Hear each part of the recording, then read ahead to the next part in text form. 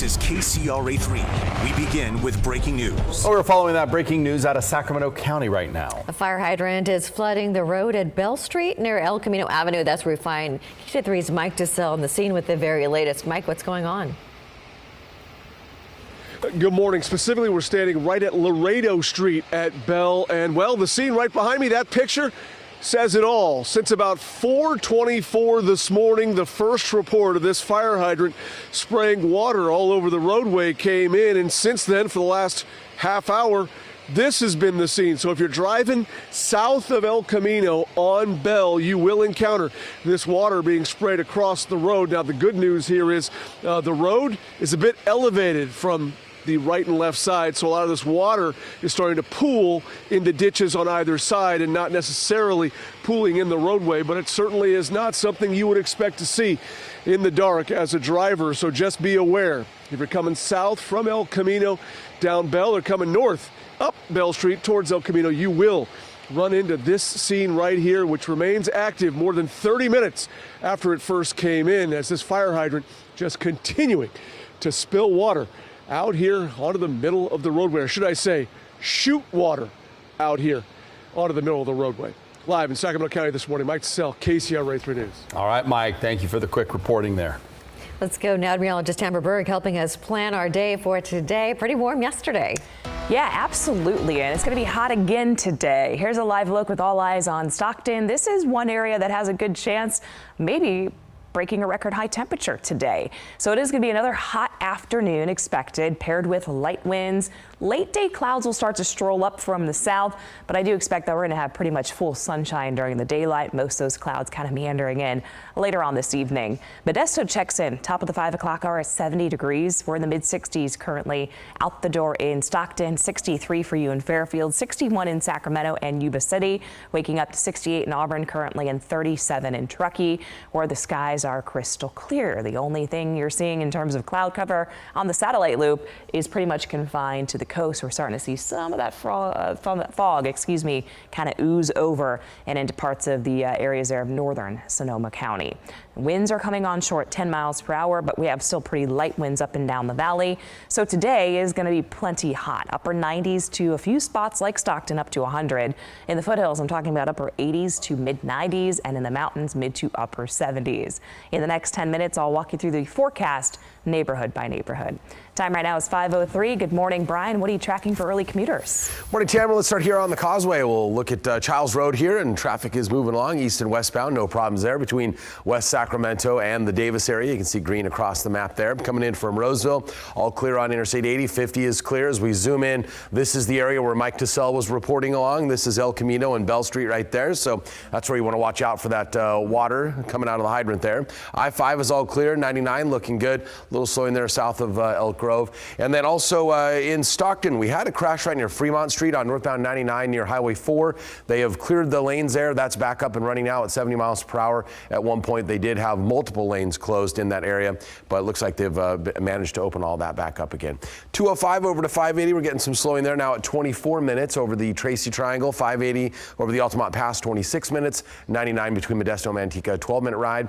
Otherwise, here in Sacramento, 80, 50, 99, and I-5 all running at the speed limit. Back to you. All right, thank you. Well, the city of Sacramento will take a new approach to address the homeless crisis. City leaders voted to approve new strategies during last night's city council meeting, and city leaders voted on two key items. First, a monthly fee for those who stay long-term at shelters, and second, shifting the city's motel program to a voucher system. Before voting, dozens of community members spoke before the council, some in support, others strongly against these ideas.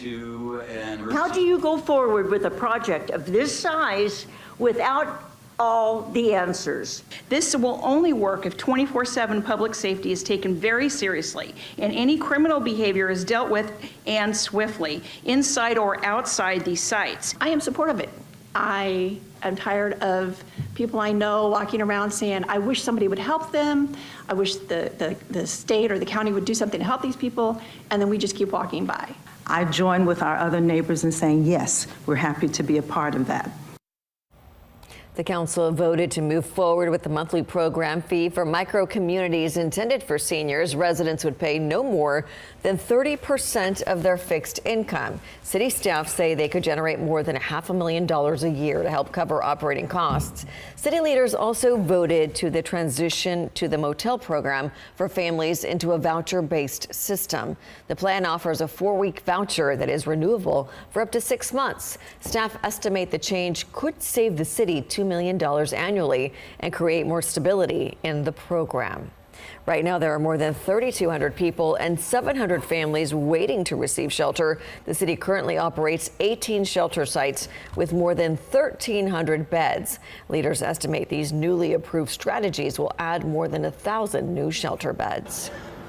Another major focus during the meeting was how and where new safe camping and parking sites would be operated. However, there was no vote on any potential new sites. That's because of an ordinance passed by the council just 2 years ago that gives only the city manager the authority to establish new temporary shelter spaces.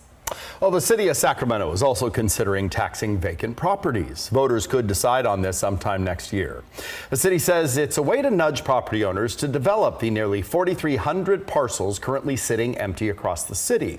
Along with the tax, cities also considered an enhanced code ordinance for the lots and buildings that are rundown or hazards. But opponents are asking city leaders to find another way to develop vacant lots. We, just wonder why hasn't the property owner done something with them. What can the city do to incentivize, bring economic development to our city? Not the other way around where we got to hire staff to administer these fees. This still needs to go before City Council with public hearings before it could be sent to voters next year.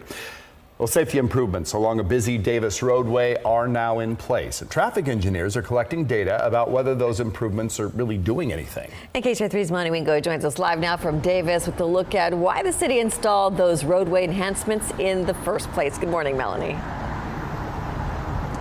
Good morning. Right now, we're at the intersection of 5th and J Streets in Davis.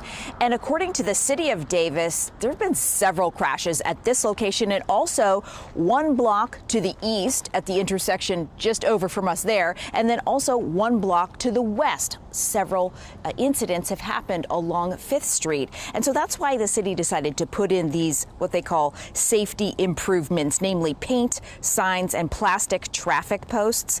These safety measures all serve to restrict traffic making left-hand turns onto 5th Street from these roadways. So take a look at this map. It shows the majority of the collisions, as I mentioned, happened right here at 5th and J. And keep in mind, this map only shows crashes that resulted in injury and property damage. So between 2020 and 2025, there have been 23 collisions in this area.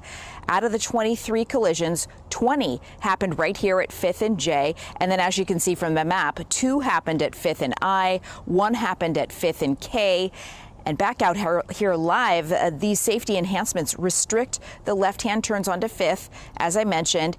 And the nature of these structures is temporary, and that is all by design. So the city will be taking a look at the data, seeing if, in fact, these safety measures decrease the number of crashes. If they do, they'll work to make a more permanent fix to this situation. But for right now, for drivers traveling in this area, you need to watch out for these posts. Be mindful of the fact that there are some restrictions on what you can do in this particular area, and it is all, according to the city, to try to improve the safety in this area. Reporting live in Davis this morning, Melanie Wingo, KCRA 3 News. All right, thank you so much. Appreciate it, Melanie. The city of Davis says one of the benefits of the low-cost approach to road safety upgrades is the ability to make configuration modifications quickly and easily.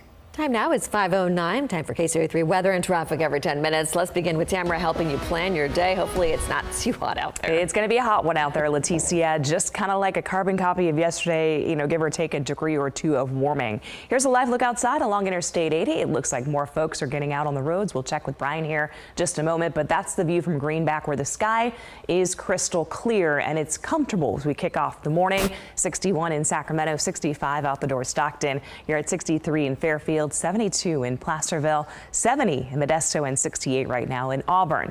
Now for the day ahead in the mountains, it's going to be a quiet, calm afternoon. Great day for recreation. South Lake Tahoe tops out at 77. Touch warmer today in Truckee at 81. It will go to 92 in Quincy, 92 in Yosemite, mid-80s for Arnold. Across the foothills and up and down the 49 stretch, plan to see plenty of sunshine, but it feels a lot like summer is in high gear. 95 for you, Sonora, 95 in Angels Camp. We'll go to 93 today in Placerville and 94 as we sweat through the afternoon there in Auburn and around Colfax. Closer to the coast, dropping back to the upper 70s in San Francisco. The marine layer is back for the morning, but clears out a bit more in the afternoon, and it's just going to be hot Fairfield. Around Solano County, plan for the heat. Have a heat plan for your kids as they're in school and they enjoy recess later this afternoon or any after-school events.